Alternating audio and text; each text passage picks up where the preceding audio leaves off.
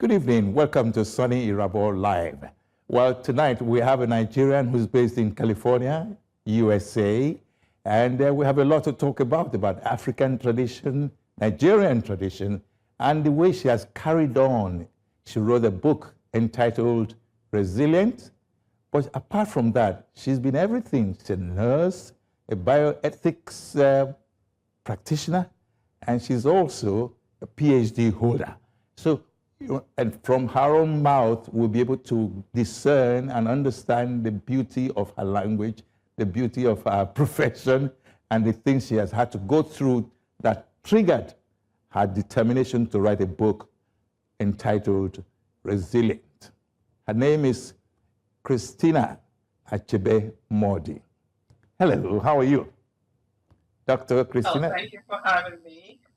Nice to see you after 40 years, I think. It's a pleasure to be here. Yes.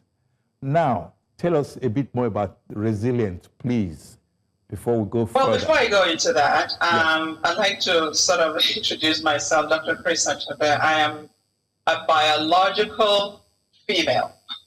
I like to stress that these days when we have to pick pronouns, you know what I mean? So biologically born female, and of course very family oriented.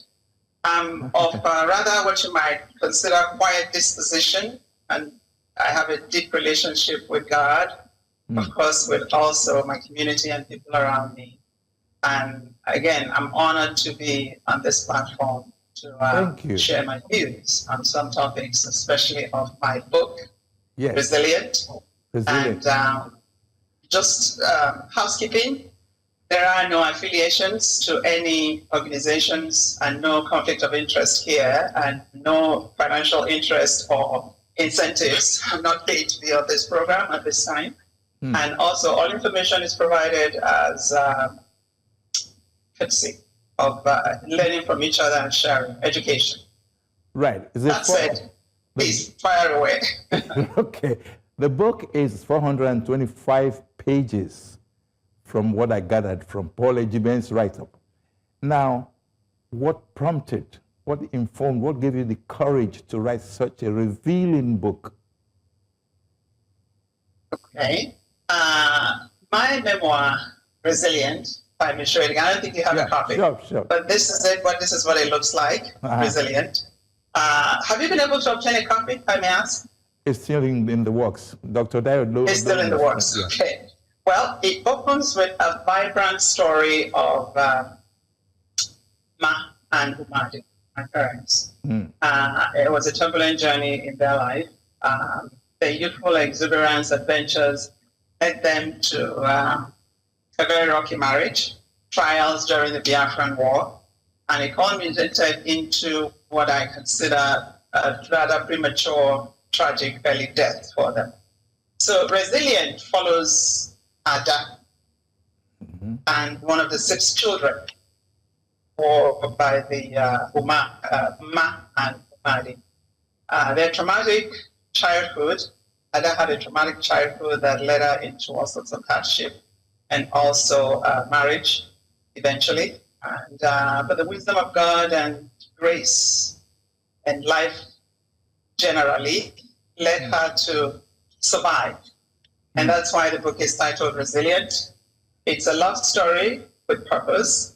It's also very inspiring because it shows the struggle she had to go through coming from an African heritage and also trying to acculturate in America and then finding her path, changing careers altogether. So it's like some people have shared with me, it's gripping, it's interesting to read. You have to read it, and maybe you get me back on this program after you read it and find maybe a line or two of you, Sonny. I may have to read that page to you if you want to hear it. Really? It's in there. So I'd like to take a moment at this time, just in case we get carried away, for a solemn tribute to children betrayed by those who are supposed to care for them, protect them, and at the same time a heartfelt prayer and divine healing, love and hope through God Almighty, as they also come to survival. So the book is written in remembrance of Ada's childhood and survival, and also for other trillions and billions of children out there who are in the dark corners of their life with hope that someday there will be a ray of light and survival for them as well. So a moment of silence, please. I can feel your emotions as you, okay. I could feel your emotions, I must say. And it then means you're actually talking about yourself and your experiences. Yeah? That's right. Resilience is all about Chris's journey. Yes. Right. Again, Chris's journey and as well as other women's journeys, I should say, other children's journey, African, Nigerian, as you put them. But come to think of it, is there a way out of this quagmire? That's what I call it. Is there a way out of it? Because if we could look at it, Christy, pay attention to us. No, we can see you. I'm struggling to actually hear you. Okay, we're going to have to take a short break. Okay, can you hear me? Much better. Yes, okay, thank you. Okay, that's better. Okay, good. I was saying your experience looks like a teaching curve, a learning curve for other children and women of African descent because of the way you wrote about tradition and all of that. Yes. So going forward, do you think anything has changed? You've been away for more than 30 years out of Nigeria. And I don't know how many times you have been to Nigeria, but honestly, I should say, things never change you. Not that much, not that well. Okay, if we may delve into that a little bit. I've seen you once or twice during my stop by at our famous church in Falomo. What is the name again? Yes. I've forgotten. The Catholic Church at Falomo. Church of the Assumption, Falomo. Exactly. Yeah, I think I saw you there twice in the probably early 200s. Okay. Anyway, to answer your question, things look like there is no hope for change, but I'm one that never feels that we're hopeless. If we can all get to where we are today in our various struggles and aspirations, there is hope. We have to hold on to that hope. So yes, it may seem hopeless at this point, but we need to hang on to hope that things will change. And it is changing. On an individual level, I see progress, but we have to work to come collectively to get ourselves somewhere, politically, economically, and financially. But individually, people are really doing the best they can. I mean, I left a profession in Nigeria, if I recall, that was at the infantry stages at the time, talking about Nollywood. Look at what it had become today. Nollywood actually put Nigeria on the map, if you ask me, culturally, traditionally, culturally, fashion-wise, language-wise, and otherwise. But when I was in the business, there was no Nollywood at the time. It was all Nigerian television production. Yeah. And of course, look at you having me on a Zoom production, maybe movies. Private production. Right. We didn't have all that at the time. So those little steps were taken. I consider it a real leap, a good, we're moving in the right direction. Slow, it seems, but yeah, we're moving in the right direction. And so we have to be hopeful that it's going to get better. Okay, good. Well, with the way things are going and the way immigration has affected immigrants, Nigerian immigrants, yes, I'm happy that you are there. In fact, you're completely an American, so we don't look at you as an African anymore. Oh, please don't sell me away. What do you think of the way, I hate to say it, but then it will probably be monitored, but the way Trump has made Africans and other immigrants to feel rather inferior, wouldn't you say? Every government have their own agenda, okay? Every leadership, every political situation, they come in with their own agenda of what is it they want to push. What the current administration is doing, it's not really new. He talks about it more and it's carrying it out more publicly. And so it may seem like he's targeting a particular group or the other. But I tell you, as far as I've been in this country for, 35 years, immigration has always been an issue. And deportation of people who are not legally in the country is not a new deal. Okay? Some administration may hype it more than the other, but it is not. I can tell you, in my 35 years, it is not a new phenomenon in America. So I'm not politically minded that much, but again, like they say, if you vote and you're a citizen, you're politically minded, because you have to make a choice of what it is you're voting for. And I'm not one that I don't want to disclose my party affiliation, because I really don't have one. I'm in the middle. I vote for through my conscience, and I vote for subjects of that appeals to me. So I will not want to delve into what the current administration is doing on a political level, because I don't quite understand it. But my quick take is that it's nothing new. He is not the first to deport illegal people who are in the country. So I don't want to call it a target per se, but like I said, it's been happening. It's been happening. And if you take time to go through previous administrations, you'll see that really it's not a new game. Now, let's go back to Africans, Nigerians especially, in the USA. Yes. How would you rate Nigerians and the way they have behaved? I would like to classify them as the good, the bad, the ugly of the lot, because there are some really good ones like you, and there are the bad ones, and there are the ugly ones. In all of these, how would you want to rate a Nigerian who doesn't understand immigration or the dictates of American policies? And this is where it becomes a little personal, because as we all get to be adults, that we are supposed to grow up to be with our own intellect and decision-making capacity, we ought to learn about different cultures, what they require, where you're going, for instance, and what is it you're supposed to do there to become acculturated in that environment. So, yes, I like the way you categorize them, the good, the bad, and the ugly. I want to think that the good outweighs the ugly. Unfortunately, bad news sells. So what you hear most of the time is the scammers, the romance scammers, the fraudulent people, the 911 or 411 or whatever they call them, and all the other acronyms out there they use to describe all the different activities they carry out just for their own, to make ends meet and to make fast money.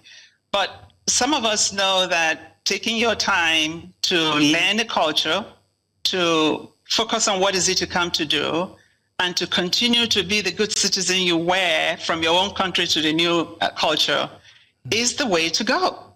And sometimes when you stick to that level, you get to where you need to go eventually. It may be tough. You may have to start all over. Some of us had to start all over.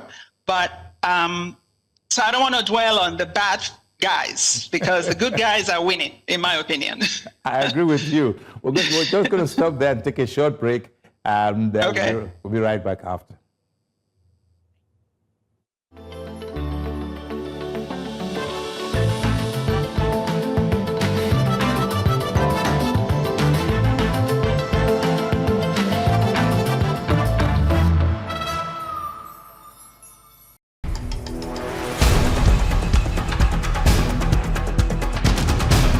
Everywhere across Nigeria, with news coverage driven by the quest for solutions, News Central brings you the stories that matter. Bringing you major headlines and latest developments from the creeks of the Niger Delta, South Nigeria. I am Austin. Live from the Federal Capital Territory, I am Joshua Imarayi, bringing you exclusive insights and updates straight from Abuja. Covering the rich cultural heritage and dynamic events of the North, I am Emmanuel Bagudu. Covering the ongoing developments and triumphs of the Northeast, I am Umaru Kirawa, live from Borno. bringing you stories of growth and resilience from the Southeast. I am Chinwe Ukele. In the intensity of Nigeria's middle belt, I am Chizoba Anyowe, bringing you stories of diversity and latest happenings from Jos. With a dedicated team of reporters across the nation, News Central is empowering viewers to shape the future of their communities. Because your story is our mission. Stay informed, stay connected with News Central, with fearless reporting on what matters most.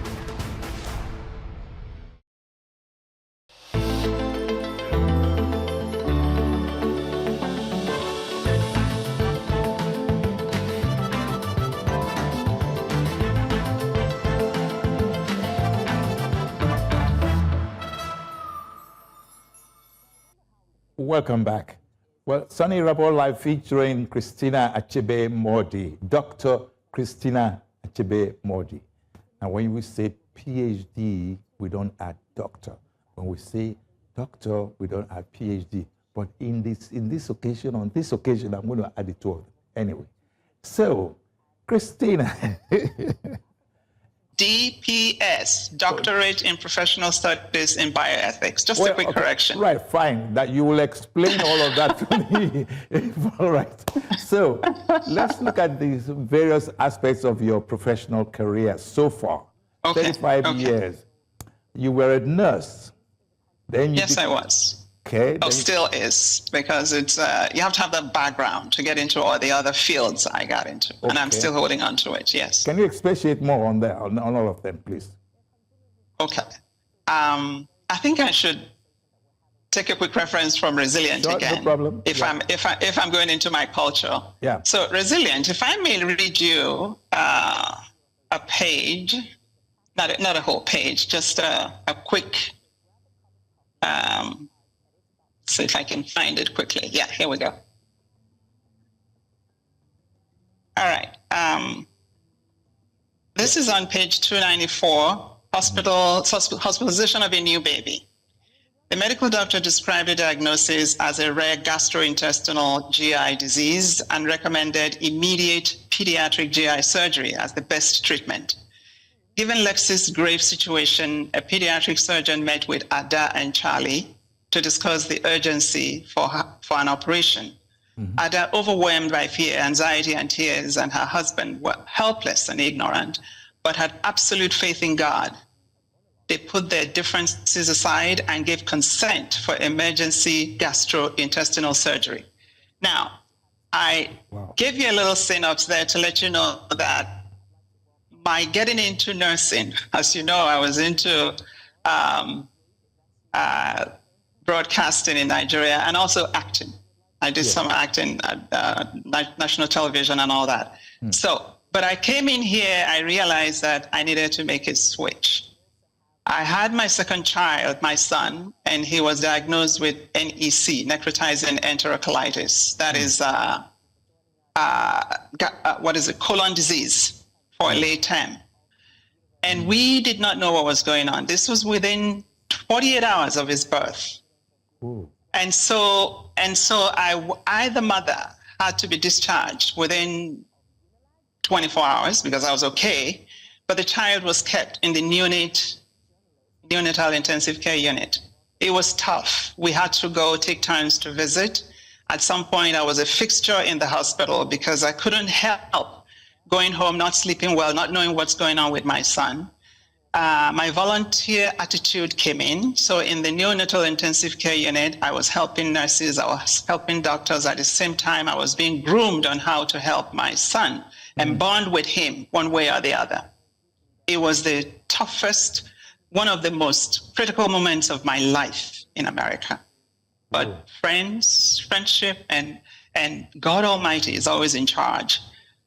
Having survived that, he was discharged 24th December 1993, barely 2 months after birth. So with that, my mind of what happened, what went wrong, it's always the what, that's it with my life. I'm always looking for what is it, what's the cause of this situation? What can I do differently? So in the process, the need to study healthcare kicked in.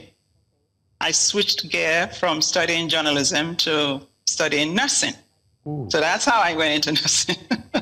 Very interesting, actually. So in the process, my husband then said to me, because he's deceased 2 years ago, he said to me, my dear, now you finally listened to me. You finally picked up the career you were supposed to be doing. For the past 2 years, you've been in America, or 3 years at that time, because my daughter was born 91, my son was born 92. I said, well, thank you. So I studied nursing, but after studying nursing, passed, got my registered nursing license, started working. Within 8 years, not quite 8 years actually, of being a nurse hands-on in the early 2000s, I realized that what is it you were trained to do in the hospital? It's actually a little different from reality in the hospitals, because things are a little rushed. I felt like I'm not communicating with the patient as I should. And it wasn't what I really liked. Of course, with some elements of discrimination as well, because now you have a lot of Black professions all over the place. At that time, I can tell you that registered nurses were few and far within that are Black in my time, when I was a hands-on nurse. So that led me into administration. I wanted to go into the administrative aspect of healthcare, and went to school, did a master's program in healthcare administration, and worked a little bit in that field, and then decided to go into bioethics, because there's so much going on in healthcare with decision making, to a new science coming on and how it's been pushed to the community. And so I went into bioethics full strength, wanting to learn more, because it actually brought everything together: legal, ethical, and social. I found my niche in the bioethics territory, because it also links Greek philosophy with other things. I mean, the bio is life, the ethics is ethos, which is ethical way of doing things. Ethical, whatever you do in life has some elements of bioethics in it. And so, go ahead, sorry. Yeah, I was just going to say, I mean, do you see that working in Nigeria? It doesn't seem like a very relevant aspect, and it's very necessary, but it's not here.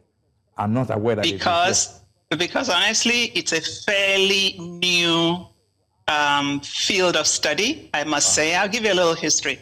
Bioethics looks at moral questions in medicine, in healthcare, in biology, in places that have structure in place. I mean, like, you're talking about insurance, you're talking about all sorts of other things, government provisions of what is needed for the community, social services, all those. There are certain things that needs to be in place for that to happen in Nigeria. And we're not there yet. We're getting there, because I understand you have things like home health going on in certain places now. People have their grandmothers being cared for by someone and paid for by. So it's slowly getting there. But I'd like to help get that in our country.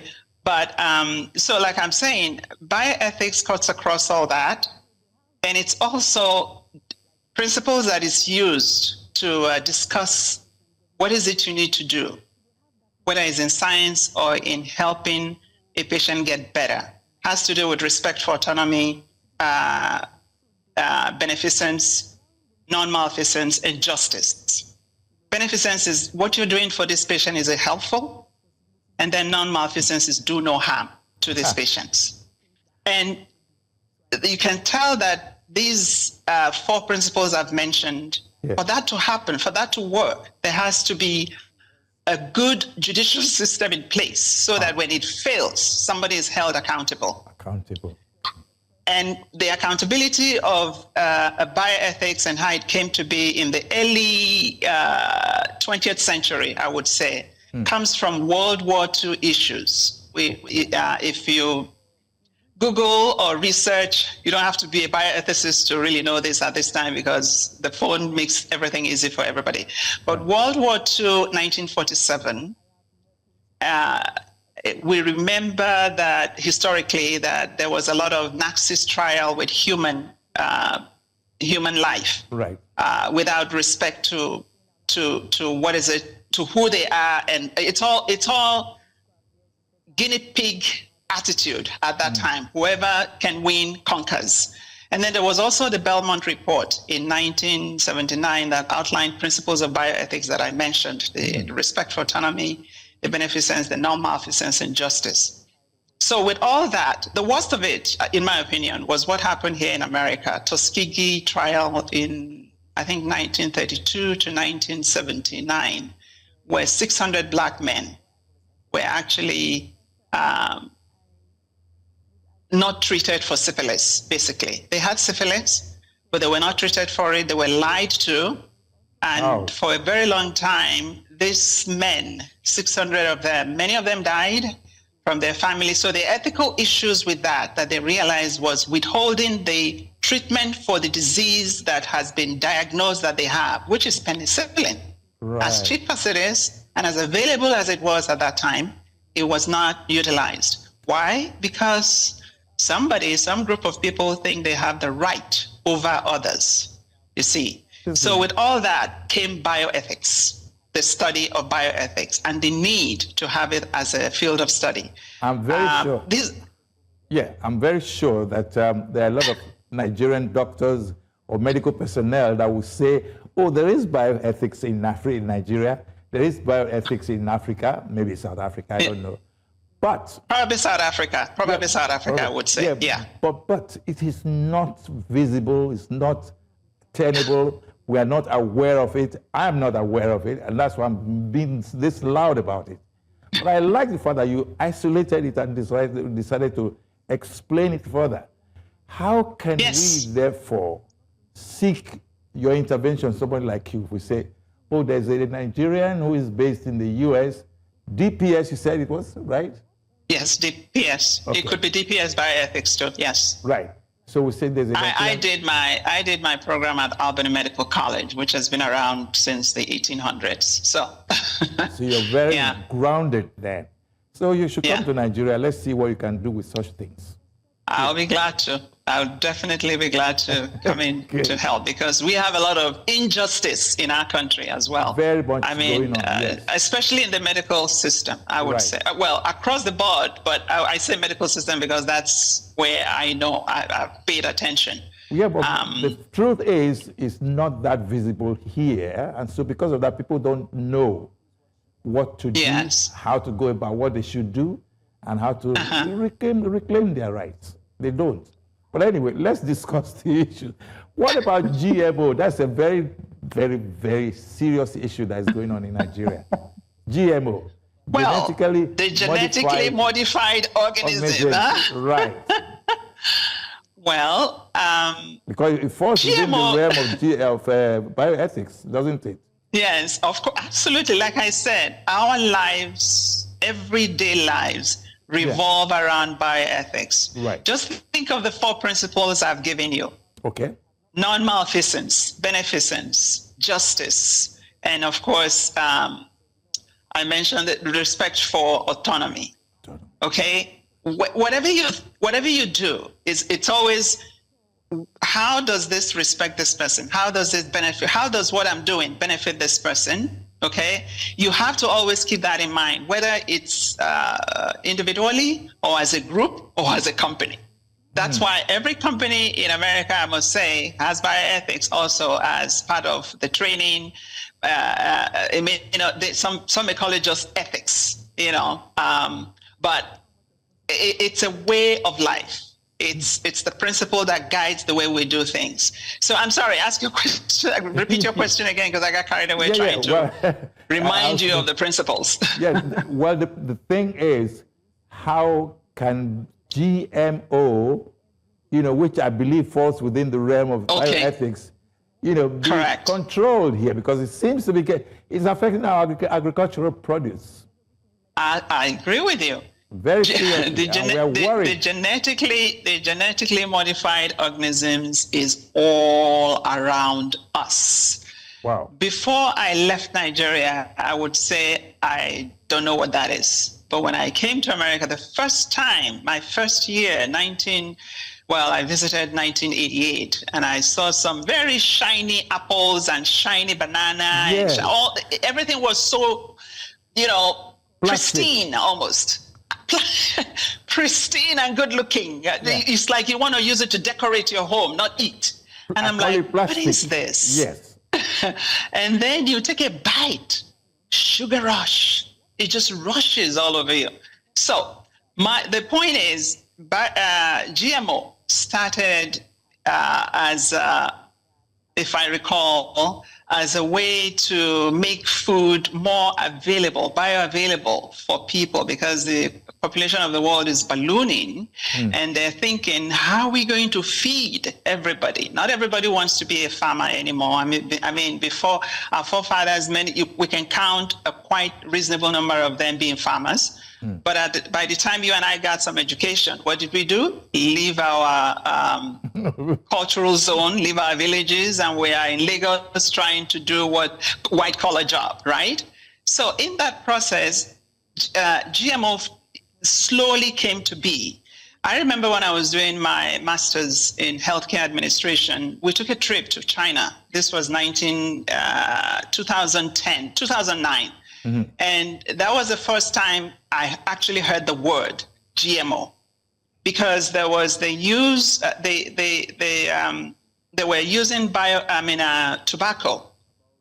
Tobacco was being genetically modified, and so is corn, so is, if I recall, wheat, and also not tomato in China. So the places we visited, I'm trying to remember some of the food crops I actually came across being used that way. And then we wondered, what is going on? They said it's for pest control. They said it's for pest and diseases control. Let me see if I have my thoughts together here. Also, it enhances nutrition and faster growth and more yield.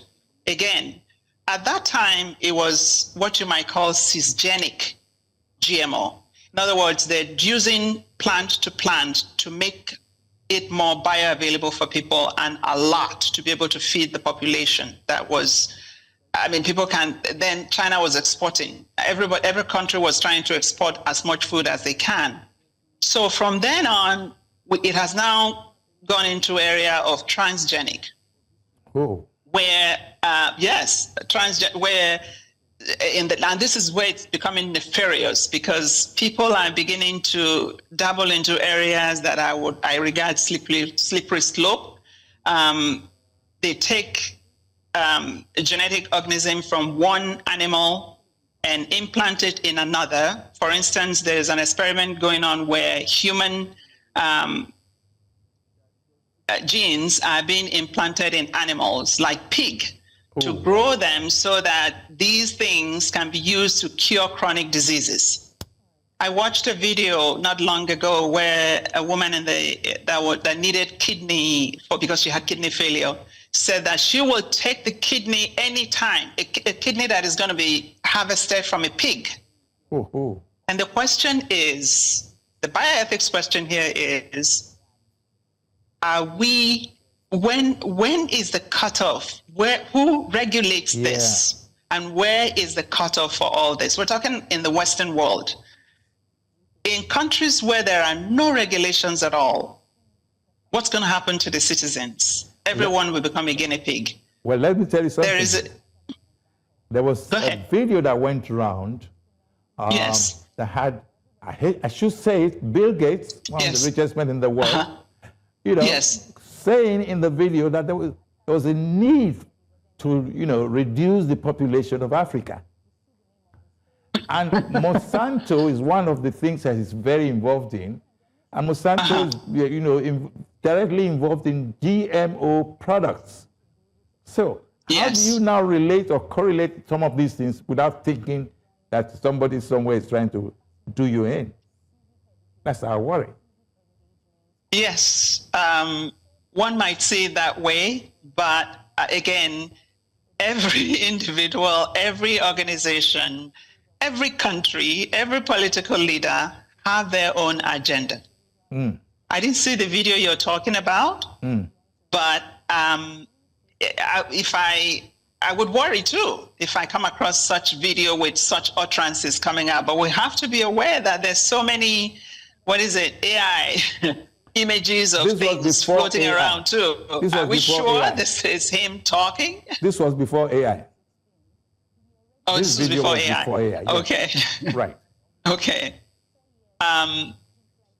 That's why we need checks and balances on these things. We just can't let some individual or group hijack the world because they can do it, or because they can create whatever can destroy others. I know historically there was a time too where there was a need to reduce the population of the world, and that was when they brought in eugenics. Again, this is part of the things you come across in bioethics study. Eugenics was when mass production of people were being killed as well, and because selection of certain people that don't fit the so-called definition of who is human is being eliminated. So I don't know if thoughts of that is now what is slowly coming back. God help us. I hope not.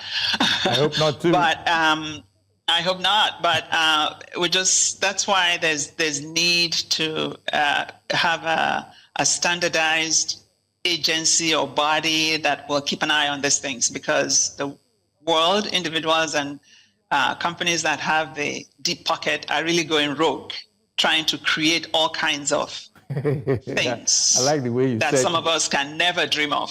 I like the way you said deep pockets. We'll come back to that. We need to take a short break, and then when we get back, we'll now look at a lot of other things regarding ethical issues,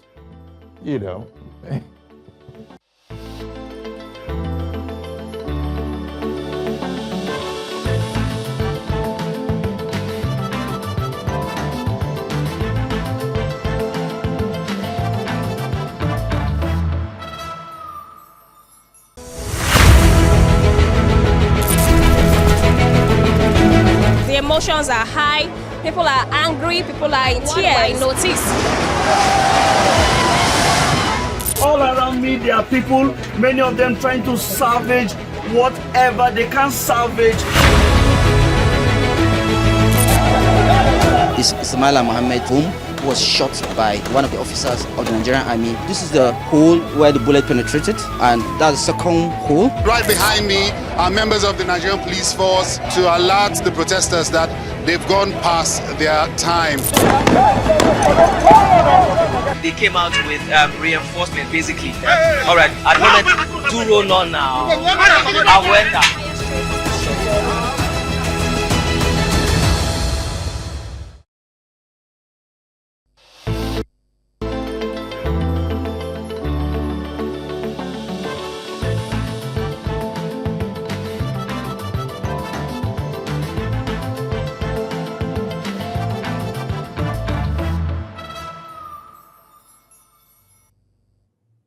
Yes, Soni Irabor live with Christina Achebe-Mordi. And we're back to the book, Christina. Yes, you're sipping some drink there. She shared that with me, actually. Back to the book, Resilient. You know why? Because there's a lot of talk about tradition, some of the obsolete and some necessary, some unnecessary. I just need you to expatiate more on that. Let's see how people can learn from that book. That's one. Number 2 is where we can get it. You say it's on Amazon.com, I think. Amazon. All right. So, yes, tradition. There were some portions of the book that directly confronted tradition. Yes. There are 2 particular areas of interest for me that I wrote on extensively in the book. That is circumcision. It's one of them. Ada was circumcised. And also this idea of when a spouse dies, like a male spouse dies, the woman had to mourn for X amount of days, months, or even years. Now, again, all of my writing on this is based on basically the Igbo culture, because that's what I know. Right. But this circumcision, I want to hope that this is not something that is still dominant in Nigeria. Legally, I don't think it should be happening, but but you tell me what we know about it. But it's one of those things. It's still happening. It's just so sad. That is so sad. Well, again, let's differentiate though. Circumcision for the female may be absolutely necessary. I mean, for the male may be absolutely necessary. Again, considering religion in some cultures. But for female, scientifically and otherwise, there is no benefit to having circumcision for female. But again, religiously, and depending on what culture you come from, Nigeria is a plethora of different cultures. It might still be happening. So I'm not surprised you said it's happening. I hope it's not happening in places like Lagos, where some understanding of Western culture and Abuja is taken. But people haul family back to the villages to get these things done. Absolutely. And oftentimes in a very crude way. And there is no statistics, there is no accountability of who died in the process of having things like circumcision. So, yeah, I talked about that. And it's another area that Nigeria as a whole has a lot of work to do to get through not having it happen, only if we have a legislation in place. But then again, how can we even deal with that when abortion has become one of the most contentious issues? In my faith and religion, of course, I will not sanction abortion any day. But given what is going on, given the way we live, given the different rules, I mean, in the North, we have the penal code, and in the West, we have the criminal code, and these codes have been in the books since the colonial era. Meanwhile, our lives have shifted from the very moral way we lived to, excuse my language, immoral way of doing things. I mean, across the board, we see what is going on. A guy in the house is having an affair with a little girl that is hired to take care of the home. Madame may say it and not say a word because she wants to maintain the status quo of her marriage, right? The girl in question is doing everything she can to probably capture the oga for himself and send the madame packing. Boyfriends and girlfriends don't think there's any necessity to get married anymore. To hell with marriage. It doesn't mean anything anymore. You can sleep with anybody you like. You can, whatever. It's like wild, wild west, even in Nigeria. Maybe more so there because there is nothing, I don't see what guides anybody. Even though in the books, it's telling you legally that abortion is restricted only when the woman's life is in danger. Agreed. What happens to children, 16, 17, 18-year-old, and adults, those who are in marriage and don't want any more children? What happens to them when they get pregnant and no support? Oh, probably husband doesn't want them because she's had 3 girls and they've been looking for a boy and she has no money to care for the pregnant. What happens? These are the issues that requires a lot of the country coming together, the cultures coming together to actually find a finite resolution to it. So I don't have the answer. I was going to say the direct answer to what you just said, but but the challenge, therefore, is there should be legislation. There should be agencies that are responsible for guiding the country and the people. I agree. So that things are not, abused unnecessarily.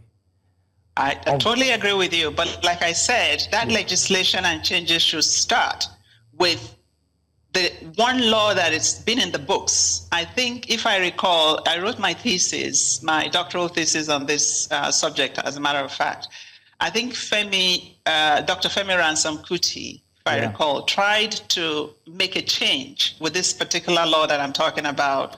Olikoye, I think. Olikoye. Yes. On legislating that abortion should be decriminalized and find a way. And the churches are silent about all this. He didn't succeed. It failed along the way. So things stay the way it is. And so can you imagine the number of lives being lost because of unwanted pregnancy, because of backdoor illegal abortions everywhere? I mean, it's a big business for so many people now in Nigeria. It's a big business, and you know what I'm talking about. I mean, we read these things because there are videos floating around on it. Our time is actually up. We have just 1 minute. Let me just... Really? Wow. Yes. Okay. So what is your advice to wisdom, 30 seconds each, your advice to African leaders, Nigerian leaders, and of course Africans in the diaspora, which I promised we'll talk about, but we didn't talk. What would you advise people to do to maintain some level of decorum? Africans in diaspora has been doing so much with reference to caring for folks at home. So I think remembering that we cannot be stronger than our maker, God, is what I will leave with everyone. Find what resonates with you and do the best you can to be the human being, good human being God created you to be, whether you are a leader or you are an individual. Okay. How's that for an end? That's because beautiful, very beautiful. The kingdom of God is what I'm aiming for. You've done it very well. Dr. Christina Achebe-Mordi. Thank you very much for having me. Thank you very much. It's a pleasure speaking with you. All the way from California. What time is it out there now? It's 12:51. Oh, we made 50 seconds. Okay, 50 minutes. Thank you so much. Get resilient so we can have more chat on it. I'm going to get me a copy immediately. Thank you for Amazon.com. And so, thank you so much. Right. We've been with Dr. Christina Achebe-Mordi on Soni Irabor Live this evening. Thank you all and good night.